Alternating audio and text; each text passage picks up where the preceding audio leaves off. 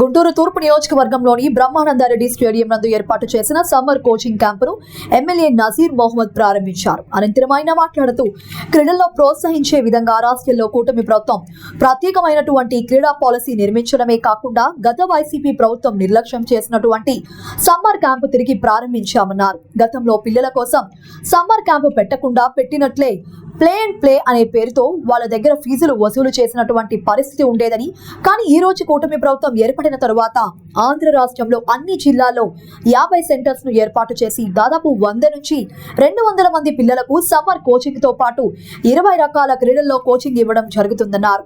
ఈ summer camp పిల్లలకు క్రీడలు మరియు ఆరోగ్యంతో పాటు కెరియర్ ఎదుగుదలకు దోహదం చేస్తాయని ఆయన స్పష్టం చేశారు.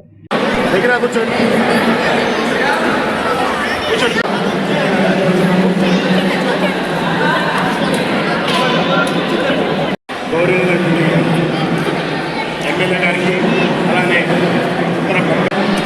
స్వాగతం.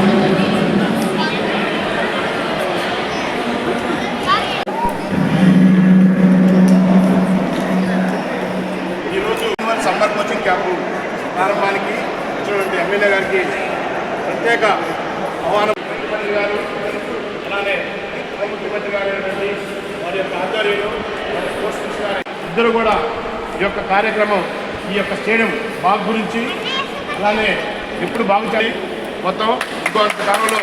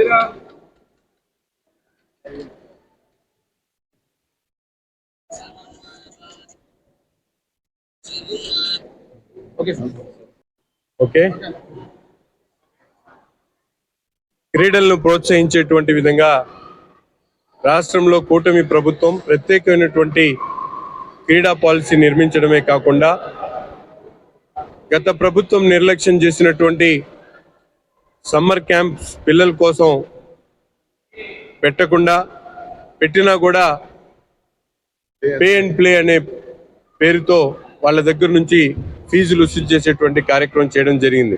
కానీ ఈరోజు కూటమి ప్రభుత్వం ఏర్పడిన తర్వాత ఆంధ్ర రాష్ట్రంలో ఉన్నటువంటి అన్ని జిల్లా కేంద్రాలతో పాటు ముఖ్యమైనటువంటి క్రీడా మైదానాలన్నింటిలో కూడా 50 సెంటర్స్ ని ఏర్పాటు చేసి ప్రతి చోట కూడా దాదాపు 100 నుంచి 200 మంది పిల్లలకి సమ్మర్ కోచింగ్ క్యాంప్స్ తో పాటు 20 గేమ్స్ లో వాళ్ళందరికీ కూడా కోచింగ్ ఇవ్వడం జరుగుతూ ఉంది. ఈరోజు చూస్తా ఉన్నాం, ముఖ్యమైనటువంటి స్కూల్స్ ఎక్కడ కూడా ప్లే గ్రౌండ్స్ లేకపోవడంతో పిల్లలకు క్రీడలకు దూరం అయినటువంటి పరిస్థితులు ఉన్నాయి. కాబట్టి ఈ సమ్మర్ క్యాంప్స్ లో ఇటువంటి క్యాంప్స్ ఏర్పాటు చేసి పిల్లల్లో స్పోర్ట్స్ పట్ల అవగాహన కల్పించడం, వాళ్ళను ఉత్సాహపరిచేటువంటి కార్యక్రమాన్ని తీసుకొని తద్వారా వాళ్ళకి సెలవులు అయిపోయిన తర్వాత కూడా ఆ గేమ్ మీద ఇంట్రెస్ట్ వచ్చి గేమ్స్ లో కంటిన్యూ అయ్యేటువంటి విధంగా. అంతేకాకుండా ఈరోజు రాష్ట్రంలో విశిష్టత కనబరిచినటువంటి ప్రతి ఒక్క క్రీడాకాడికి కూడా 3% ఉద్యోగాల్లో రిజర్వేషన్ కల్పించేటువంటి ఒక మహత్తరమైనటువంటి ఆలోచనని ఈరోజు గౌరవ ముఖ్యమంత్రి గారు తీసుకోవడం అనేది చాలా గొప్ప విషయం. ముఖ్యంగా ఆంధ్ర రాష్ట్రంలో అనేక చోట్ల క్రీడా మైదానాలు నిర్మించేటువంటి కార్యక్రమంతో పాటు మనందరికీ కూడా తెలుసు, మంగళగిరిలో ఇంటర్నేషనల్ క్రికెట్ స్టేడియంతో పాటు గుంటూరులో ఉన్నటువంటి బ్రహ్మానంద రెడ్డి స్టేడియాన్ని గత 30-40 సంవత్సరాల నుంచి ఎక్కడ కూడా అభివృద్ధి ఆలోచన లేకుండా అభివృద్ధి చేయకుండా కుంటపడినటువంటి బీహార్ స్టేడియంని పూర్తిగా అభివృద్ధి చేయాలన్న ఆలోచనతో దాదాపు 100 కోట్ల రూపాయలతో ఇక్కడ పూర్తిగా దీనికి అవసరమైనటువంటి అన్ని ఈవెంట్స్ ను కూడా ఏర్పాటు చేసే షటిల్ తో పాటు బ్యాడ్మింటన్ తో పాటు స్కేటింగ్ తో పాటు అథ్లెటిక్స్ తో పాటు క్రికెట్ ఫుట్బాల్ అన్ని ఈవెంట్స్ కూడా కవర్ అయ్యేటటువంటి విధంగా ఈ స్టేడియాన్ని నిర్మించాలనే ఆలోచనతో ఒక పక్కన శాప్ అథారిటీ అధికారులు అలాగే గౌరవ కేంద్ర మంత్రి వర్యులు కలెక్టర్ గారు అలాగే డిఎస్డిఓ గారు అధికారులందరితో కలిసి సమాలోచన చేసి రాబోయేటువంటి రోజుల్లో దీని మీద ఎక్కడ కూడా ఇబ్బంది లేకుండా సామాన్యులు సైతం ఇక్కడ పెద్ద ఎత్తున దాదాపు రాష్ట్రంలో ఎక్కడ లేనటువంటి విధంగా 18 ఎకరాలు ప్రభుత్వానికి సంబంధించినటువంటి ప్లే గ్రౌండ్ ఉన్నటువంటి ఏకైక స్టేడియం బీఆర్ స్టేడియం. దీనికి ఒక చరిత్ర ఉంది. పెద్ద ఎత్తున ఇక్కడ నుంచి రాష్ట్ర స్థాయిలో దేశ స్థాయిలో అంతర్జాతీయ స్థాయిలో ఆడినటువంటి క్రీడాకారులు కూడా ఈ బ్రహ్మానంద రెడ్డి స్టేడియం నుంచి వచ్చారు కాబట్టి తప్పకుండా ఈ స్టేడియాన్ని పూర్తిగా అభివృద్ధి చేస్తామని చెప్పి తెలియజేస్తాం.